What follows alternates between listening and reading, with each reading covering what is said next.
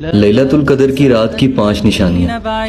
پہلی نشانی، لیلۃ القدر کی رات پرسکون ہوتی ہے، نہ تو اس رات بہت زیادہ ٹھنڈ ہوتی ہے نہ ہی بہت زیادہ گرمی، اور اس رات ایک مدھم سی ہوا چل رہی ہوتی ہے۔ دوسری نشانی، اس رات ممکن ہے کہ بارش ہو، یا اگر بارش نہ بھی ہو تو آسمان پر بادل ضرور ہوں گے۔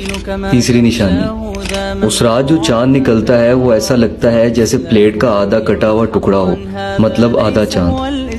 چوتھی نشانی، لیلۃ القدر جس رات ہوتی ہے اس سے اگلے دن کا سورج بالکل مدھم ہوتا ہے، مطلب اس کی روشنی میں بالکل تپش نہیں ہوتی۔ وہ اس بات کی نشانی ہے کہ پچھلی رات جو گزری ہے وہ لیلۃ القدر کی رات تھی۔ پانچویں نشانی، یہ نشانی تقریباً ہم سب جانتے ہیں کہ لیلۃ القدر کی رات رمضان کی آخری 10 تاک راتوں میں آتی ہے، مطلب 21، 23، 25، 27 اور 29۔